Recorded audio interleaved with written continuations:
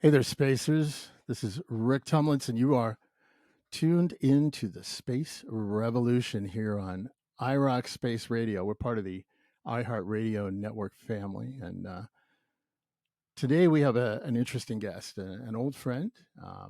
And He's not representing a company or anything like that. I'm bringing him on because I consider him to be a top expert in the realm of space policy. And although we don't always agree on everything, we come from the same place and we have the same goals. So his name is Aaron Osterley, and he's been a policy activist 10 years or more. Um, Aaron is somebody you don't see a lot of in public. He is working behind the scenes, getting stuff done, as they say. And that's very impressive to me.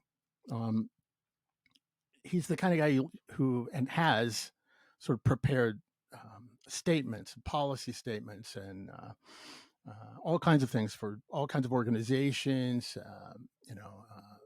and Congress people and things like that. He works behind the scenes, and so you see the work, but you maybe don't realize who's done the work. He helped draft the Space Exploration Development and Settlement Bill. Uh, that went through the House and Senate, and it actually influenced a lot of other legislation that followed it. Um, and He's been a board member of the Space Frontier Foundation for many, many years, the organization I started back in the 20th, as we like to say. He graduated University of Michigan, aerospace engineering, and a minor in science, technology, and society, and he's currently pursuing a grad degree in space studies the University of North Dakota, and just a really good friend. So, welcome, Aaron. Thanks, Rick.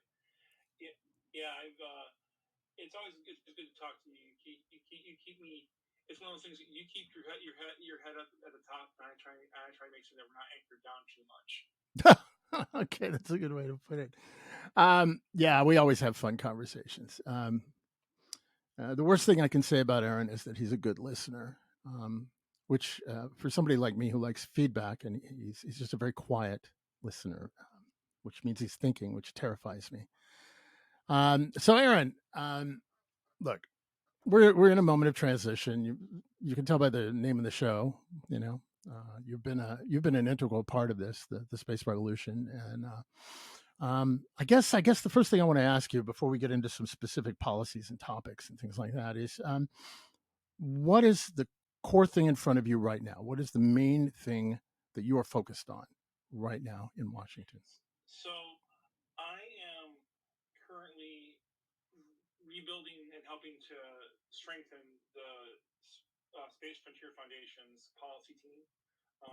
We have a lot of old hats, we have some new hats, and I was brought back in to help because I was in for a while and then I stepped back because they were doing a lot of other things and I wanted to focus on some other things.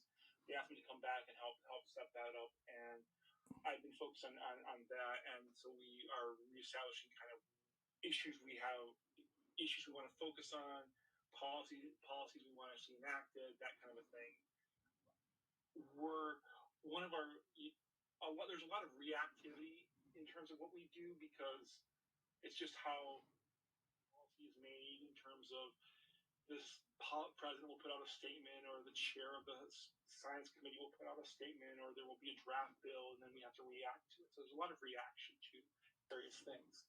One of our big things that we're trying to see enacted is a national strategy for space solar power. We see a lot of potential in space solar power that's not being addressed, and so we're talking to the National Space Council people, we're talking to NASA people. There's a report coming out from NASA in the near future. Mm-hmm. I stress that in quotes because of how government work just takes time. They were hoping to have it out in October, is my understanding, and then it got delayed, and then it got delayed again, and then it got delayed again. So, it's just how government works, and you have to work with the system as opposed to always trying to fight against the system. It doesn't always work when you're fighting against the system, but if you make those turns very carefully, you get much more reaction that you want to see happen. Can you explain that for a second? What do you mean? Make those turns very gradually. Think of it a lot like the battleship or an aircraft carrier or a big cruise ship. You don't turn on a dime. It never will. It just the momentum is too much. The bureaucratic inertia of trying to change government policy is such that you have to understand, who's president, who's chairman, who's the political actors, who are the non-political actors, how are they influencing the various aspects of policy. Where do they want to go? How many more years till an election is coming up? All those things make for very slow change at times. There are times change happens quickly, but it's usually like a big tragedy or something horrific has happened. Loss of the space shuttle, declaration of war, those kind of things will change things quickly. But generally it's slow. So you have to find the points of inflection where you can say, okay, let's go in and talk to this congressman or that senator or that policymaker and get them to understand why we're talking about this issue and how it can impact whatever it is we're talking about. Mm-hmm. Do you find that when you're talking to these people, and I'm sure it's a spectrum, I guess, but do you have to play to their specific self-interest? Like, you've got a factory in your district, or do you find them operating at a different level, maybe sort of a national level? Is it, or is it a mix? It varies. It really does vary depending on the policymaker you're talking to. If you're talking to a congressman, I literally been in a room with a congressman staffer, and we were presenting our various issues, and he literally looks at one of the things that we had was a letter written by a bunch of companies, and he literally looks at it and he goes, "Okay, this isn't my state. This isn't my state. This isn't my state. Okay, I have a constituent interest. Okay, great. I'll respond to this." And that was literally his response. It was like, I just want to see my constituent interest. On the other hand, you'll have people who are very esoteric. They see a big picture. They see a vision. They have an idea behind them. They have a strategy behind them. And those people, you can engage with them really, in some ways, really beautifully. But if you're on opposing sides, it's harder to do that. A great example, if I can give this is a few years old, but there was a push to federalize certain lawsuits if there was an accident involving a spacecraft company, and the response was from the trial lawyers was, no, we don't want to do that because trial lawyers do not like to see these kind of things federalized for a variety of reasons. And there was a very esoteric reason, which goes back to their philosophical thing related to how they approach policymaking. Not necessarily how they approach space issues, but policymaking. So, yeah, obviously the lawyers didn't like it because if it's murky, they get a lot of good lawsuits and such. I worked on the state level here in Texas, as you know. But so in some cases it's completely transactional. You go in, the senator, the congressperson's like, okay, I got this company in my district, and oh, good, it's going to help them, right? Or they've signed this letter. Oh, that means some of these people who maybe donate to me or maybe will donate to me care about this topic. And then you're saying others are very sort of they have their own vision, they're driven by an agenda that is a macro agenda. So which one of the two is easiest? The easiest is when they agree with you on a macro level. Mm. Then you don't have to do a lot of convincing because it's just like, hey, we're here to talk about space solar power, and we see this as a green tech, and they'll love it for whatever reason. On the other hand, if they're it's kind of like the transactional ones are the mid tier one. The easiest is when they agree with you and have a big picture vision. Mid tier is when they're completely transactional, and you just have to approach it from a transactional issue. Do they care about this issue, or can you find somebody in their district who cares about this issue? Um, the, the worst is when they have a vision, but they're opposed to you. Um, in that situation, you're just kind of like, what the hell do I do? Because you have you have a real ideology behind you, and staffers or congressmen are very focused on their vision, and if their vision doesn't mesh with your vision, it's Mm. it's a fight. So it's kind of like they've got their brand, they've got their and everybody in their staff, they all share the boss's brand, and as we know, it's the staffers who get things done. Oh Um, yes. so, like, if you're going to go, you're going to go walk into Bernie Sanders' office, right? Um, I'll give you a couple of challenging ones. What would you say to Bernie Sanders in terms of space solar power? I would say that if you regard climate change as one of the quintessential crises of our times, which I think he does, I do, I know you do, um, then everybody has to pull their weight. Every agency should be putting in their 2 cents on how to help climate change. And that includes organizations like NASA, like Space Force. And this is a way they can do their share without losing sight of what other agencies and organizations want to do.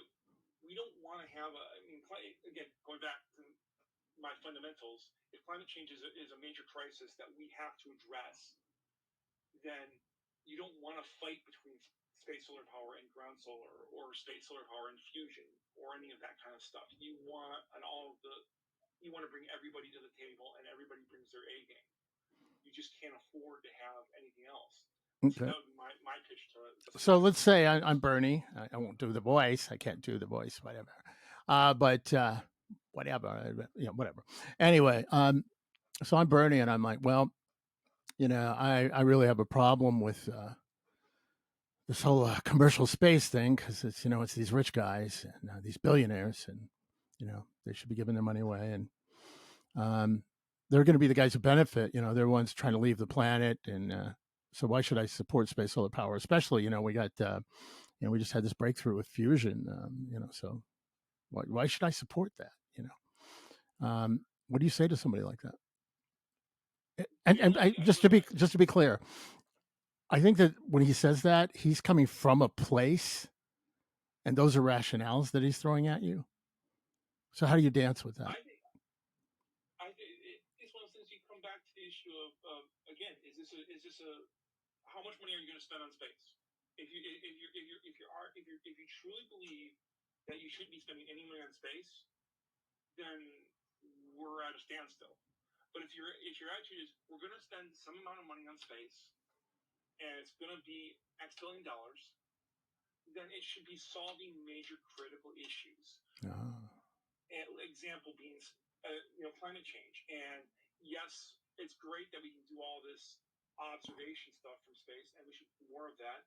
But by the same token, we can do more. We should do more. If we're not bringing our gay game to this issue, then we're not trying. Mm-hmm. Mm-hmm. And in terms of the issue of commercialization versus government institutions, what you want is effective policy strategies, and you have to have methods and ways to approach that. And commercialization is not the same thing as privatization. That's one of the key things that I always come back to. People equate the two, but they're not the same. They're very fundamentally different issues. And privatization is it's something that a lot of liberals, myself included, sometimes have a problem with, because it takes it approaches everything as a net zero sum game, and that is a dangerous attitude in a lot of our opinions. At least in my opinion, I should say our opinion, because I'm not speaking for anybody but myself. Um, But I see that attitude reflected. Whereas commercialization it's about taking something and finding a broader use for it that everybody can take part in. Whether it's that's what we did with the internet. Now we have a lot of problems with the internet in terms of like social media and so forth, but fundamentally we're never going to get rid of the internet because it does too much for too many people, and we commercialized it in a manner that allowed for everybody to approach the issue from an attitude of I can be a part of this, and that was very powerful. That's a very powerful world when the individual can approach something and say I am part of this, as opposed to a company. It's so that's kind of how I would approach somebody like a Bernie Sanders. Okay. Very interesting. I like the little case study thing here. So we're going to swing back in here in a minute. My name is Rick Tumlinson with my guest Aaron Osterly. You're listening to the Space Revolution here on iRock Space Radio, and we'll be right back.